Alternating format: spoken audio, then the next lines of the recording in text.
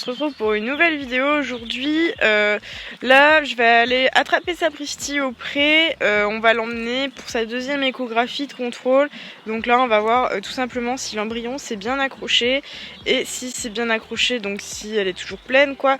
On va vérifier donc s'il n'y a pas présence d'un deuxième embryon. Je vous expliquerai tout ça après, comment ça se passe. Donc voilà, c'est parti. J'espère que la vidéo vous plaira.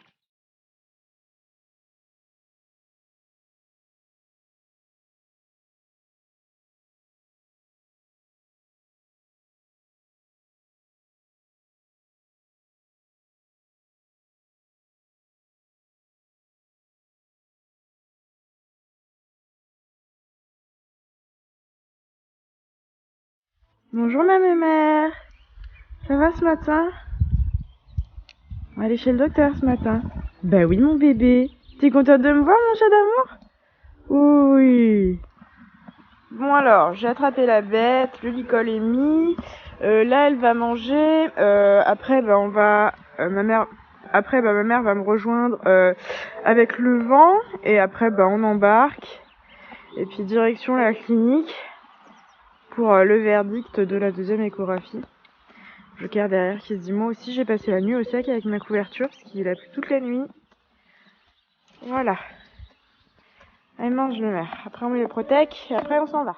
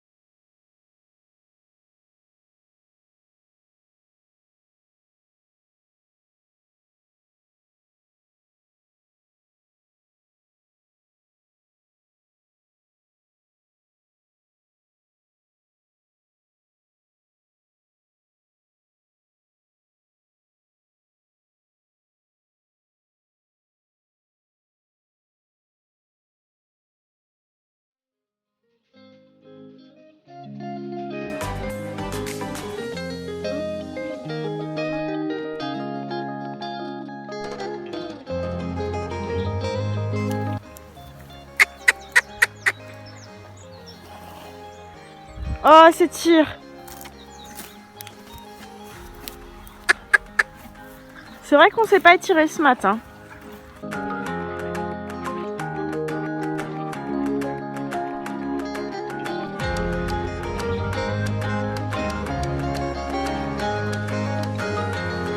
Attends, bouge pas, on retrouve la bête, il est là. Il y en a qu'un, Manu? Ouais. Ah, parfait, parfait. C'est pas comme les labradors, on les fait pas par 4. Ah bah non, enfin bon, on sait jamais. On voit le cœur qui bat, enfin faut être un peu faut faire preuve d'un peu d'imagination quand même. Mais... Allez, impeccable. Voilà, du coup on vient de rentrer, donc on va débriefer sur tout ça. Je me suis changée entre temps parce que franchement le pantalon bleu clair c'était pas la meilleure idée du siècle. Donc voilà, là je vais vous débriefer et m'en occuper en même temps. Alors du coup je vais vous reparler de l'échographie donc parce que là bah, on est revenu, voilà. Donc comme vous avez pu l'entendre sur l'échographie, donc on a toujours bien l'embryon, donc là on est à plus 1 mois de gestation. Donc elle a été inséminée le 17 avril, donc elle a pris le 17 avril. Donc là on est le 18 mai, donc bah, vous voyez on est vraiment pile à 1 mois tout rond. Donc c'est très bien.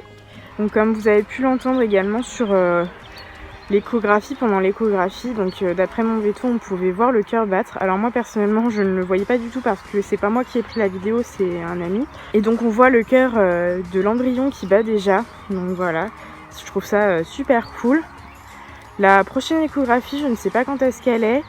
Il va falloir que je rappelle le hara parce qu'on n'a pas pensé à poser la question. En fait, c'était un peu la cohue.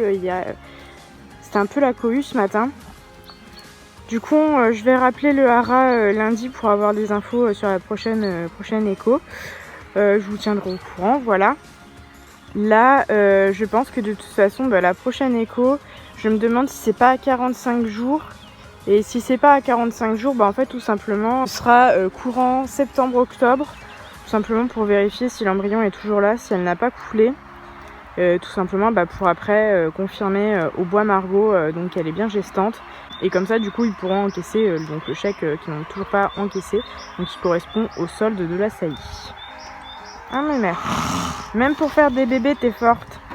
Enfin, pour en faire un, on va pas en faire 36. Hein. Trop fière de toi, ma belette.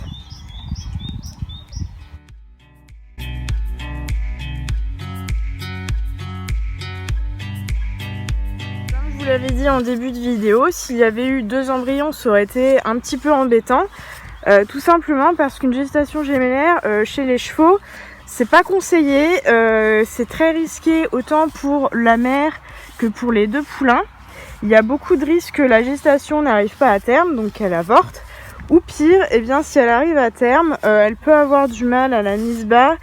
Et du coup, ça peut finir par la mort des 2 poulains, voire des 2 poulains plus la mère. Ou encore d'un des 2 poulains qui est trop faible pour survivre. Donc voilà, ça donne également naissance à des grands prémates, donc ce qui n'est pas forcément viable à la fin. Donc des poulains qui ne sont pas finis, auxquels il manque certaines choses pour pouvoir vivre correctement.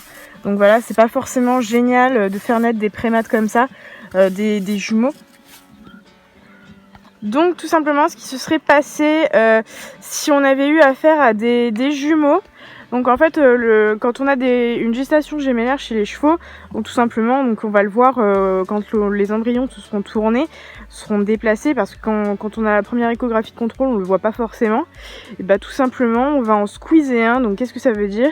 C'est un peu barbare, mais tout simplement on va en écraser un des 2 et la jument va l'évacuer tout simplement. Après voilà ce qui se passe quand on a une gestation gémellaire chez les chevaux. Là c'était pas le cas, donc c'est très bien. En général ça arrive quand un 2e follicule est développé à plus de 35 mm. C'est possible qu'il y ait deux ovules qui soient fécondés. Là c'était pas le cas, donc vraiment très bien. Donc là du coup comme vous le voyez, tout simplement je vais m'en occuper tranquillement. Après je vais aller la recouvrir pour la journée parce qu'ils annoncent vraiment pas beau. Et qu'ils annoncent beaucoup de pluie aujourd'hui, donc je vais recouvrir quand même les chevaux, laisser la couverture pour Joker. Et ensuite je vais la laisser tranquille pour aujourd'hui. Donc voilà, là on brosse tout ça parce qu'elle n'est pas forcément très propre en étant au pré comme il fait pas beau. Voilà, là on peut voir sur les mains, c'est pas propre. Donc on va nettoyer quand même tout ça.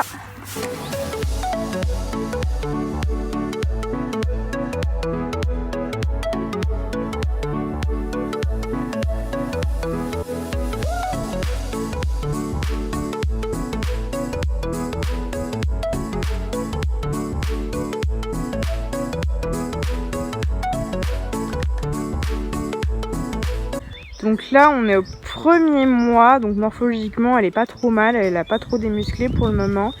Elle a grossi, ça c'est sûr. Après c'est pas vraiment l'embryon qui prend de la place.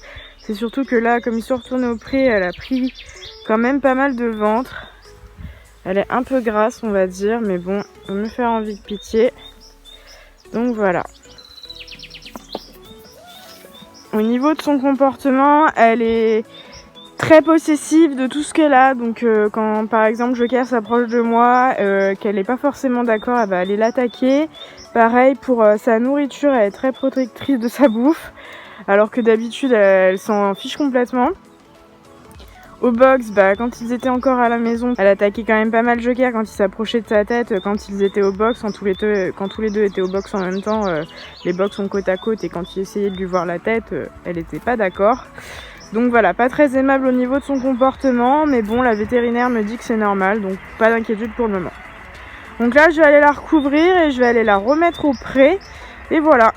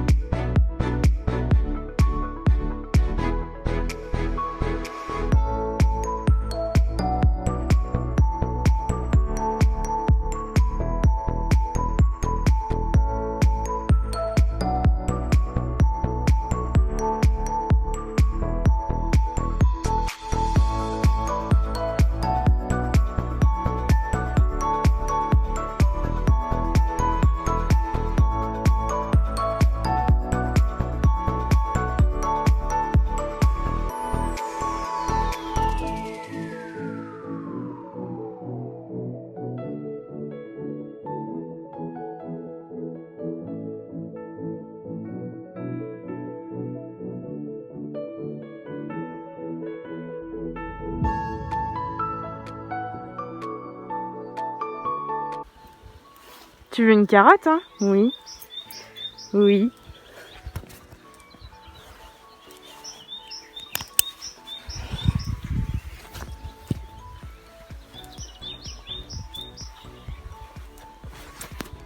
Est-ce que tu as été assez sage? Oui. Mon bébé.